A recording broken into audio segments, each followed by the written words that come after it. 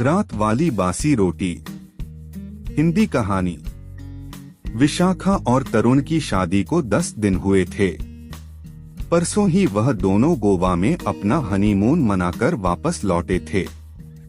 सारे मेहमान तो पहले ही जा चुके थे, रह गई थीं बस तरुण की बहन तमन्ना। वह भी कल अपने पति के पास बेंगलुरु चली गईं। नीता जी ने कल रात ही विशाखा को कह दिया, बहुत उठा ली मैंने जिम्मेदारी, अब अपना घर और किचन तुम संभालो। घबराहट के मारे विशाखा को रात में ठीक से नींद भी नहीं। वैसे तो उसे घर का और किचन का थोड़ा बहुत काम आता था, पर वह अभी पूरी तरह परफेक्ट नहीं थी। वैसे घर में कोई ज्यादा लोग नहीं थे, उसके और तरुण के अलावा छोटा देवर मलय, सासू माँ नीता जी जो होम्योपैथी की डॉक्टर थी, घर में ही उनका क्लिनिक था, दादाजी और डॉगी ब्रूनो जो घर के सदस्य जैसा ही था। तरुण ने बताया था कि जब वह 12वीं में थे तभी पापा का देहांत हो गया था, तब से दादाजी उन लोगों के साथ ही रहते हैं। तरुण अभी सो रहे थे। वह जल्दी से फ्रेश होकर किचन में पहुंची तो मम्मी जी चाय बना रही थीं। हंसकर बोली, इतनी जल्दी क्यों उठ गई बेटा? लगता है मेरी कल रात की बात को कुछ ज्यादा ही सीरियसली ले लिया तुमने। अब उठ ही गई हो तो ये लो चाय पियो।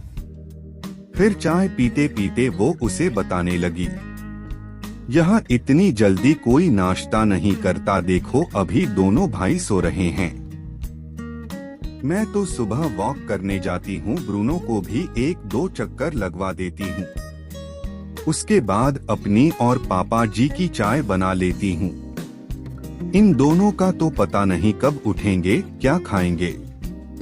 कभी दोनों जल्दी उठकर जिम चले जाते हैं। मेरे हिसाब का कुछ खाना होता है तो मैं बना देती हूँ, वरना दोनों अपना नाश्ता अपने आप बना लेते हैं।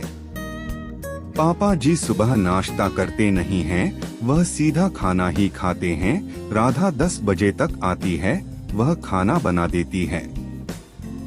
मेरे से तो भाई सुबह जो करवाना है करवा लो, उसके बाद पेशेंट आने शुरू हो गए, फिर मुझे तो टाइम मिलता नहीं है।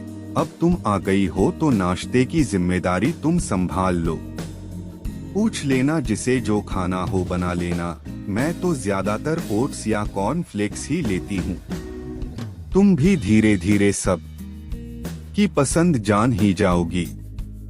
और हाँ, रोज तो राधा अपने मन से कुछ भी बनाकर रख जाती है। अब से तुम अपनी निगरानी में उससे बताकर खाना बनवा लिया करना, जो भी खाना हो। और वह बस हर बात में सिर खिलाकर उनकी बात में हामी भर रही थी। इससे पहले कि वह नाश्ते के बारे में कुछ पूछ पाती, मम्मी जी को किसी का फोन आ गया और वह बाहर चली गईं। उसने तरुण से जाकर पूछा तो वह बोले, यार कुछ भी बना लेना, बस पूरी परांठे मत बनाना, मुझे सुबह सुबह ऑयली खाना पसंद नहीं है। मम्मी जी तो शायद नहाने चली गई थीं। उसने अपनी समझ से पोहा और सैंडविच बनाकर फ्रूट्स काट दिए। सबका नाश्ता टेबल पर लगाकर दादाजी को बुलाने जा रही थी कि मम्मी जी बोली, अरे वह कहाँ नाश्ता करते हैं, तुम्हारा मन है तो जाकर बोल आ। दादाजी सुबह सुबह उसे अपने कमरे में आया देख खुश हो गए। बेटा मैं तो नाश्ता करता नहीं हूँ, शाम को ही राधा से रोटी बनवा लेता हूँ, वही एक रोटी सुबह चाय के साथ खा लेता हूँ, पर आज तुमने बनाया है तो थोड़ा थोड़ा ले आओ, मैं खा लूँगा। वह जल्दी से उनकी प्लेट लगाकर दे आई। अगले दिन से वह रोज सुबह उठकर दादाजी के लिए एक गर्म रोटी बनाकर उन्हें चाय के साथ दे आती।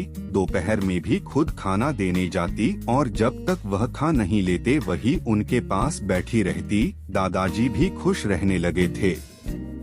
इस बात को कुछ ही महीने हुए थे। एक दिन सुबह वह दादाजी के लिए रोटी बना रही थी, तभी मम्मी जी ने उसे टोक दिया, अरे ताजी रोटी बनाने की क्या जरूरत थी, रखी तो है, इतनी सारी रात वाली उन्हीं में से दे देती।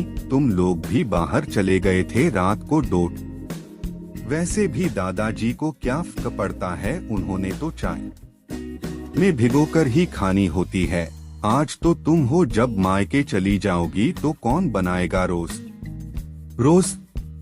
इसलिए उनकी आदत मत खराब करो। माफ कीजिए मम्मी जी। जब घर में सबकी पसंद का नाश्ता बनता है, यहाँ तक कि ब्रूनो का भी, तो फिर दादाजी के लिए बासी रोटी क्यों? मुझे कोई प्रॉब्लम नहीं है, मैं रोज सुबह उनके लिए एक गर्म रोटी बना दिया करूंगी। आप भी प्लीज आगे से मुझे मत रोकना, क्योंकि आपकी यह बात मैं मानूंगी नहीं। अभी तो मैं यही हूँ, जब कभी कुछ दिनों के लिए कहीं जाऊंगी तो राधा से कह दूंगी, वह सुबह आकर बना दिया करेगी। क्या हुआ, थोड़े पैसे ही तो और लेगी। आगे से अगर रात वाली रोटी बचेंगी तो मैं खा लिया करूंगी, पर दादाजी को नहीं दूंगी। आप ही बताइए, क्या यह अच्छा लगता है कि हम सब अपनी अपनी पसंद का नाश्ता करें और घर के सबसे बड़े और बुजुर्ग रोज सुबह बासी रोटी खाएं? और वैसे भी मम्मी जी, बात सिर्फ एक रोटी की नहीं है, दादाजी की अहमियत की है। क्या हम उनके लिए इतना भी नहीं कर सकते? अगर किसी दिन ब्रूनो खाना नहीं खाता तो तरुण दौड़कर उसके लिए चिकन लेने जाते हैं कि नहीं? फिर वह तो हमारे घर के बुजुर्ग हैं। विशाखा की बात बिल्कुल सच थी। जैसा तुम ठीक समझो बेटा, तुम्हारा घर है, कहकर चुप रह गई नीताजी। किसी काम के लिए अपने कमरे से बाहर निकले दादाजी आंखें दोनों की यह बातचीत सुनकर भर आई। खुश रहो मेरी बच्ची, बरबस उनके मुंह से निकल पड़ा। विशाखा के रूप में उन्हें उनके अकेलेपन को समझने वाला एक साथी मिल गया था। वह कुछ देर उनके पास बैठती थी, उनके जमाने के किस्से गौर से सुनती थी। कभी कभी उनका मोबाइल ठीक कर देती थी। बुजुर्गों को और चाहिए भी क्या होता है, बस अपने बच्चों का थोड़ा सा वक्त। जो उनके बेटे और बहुओं ने कभी नहीं किया, वह विशाखा कर रही थी।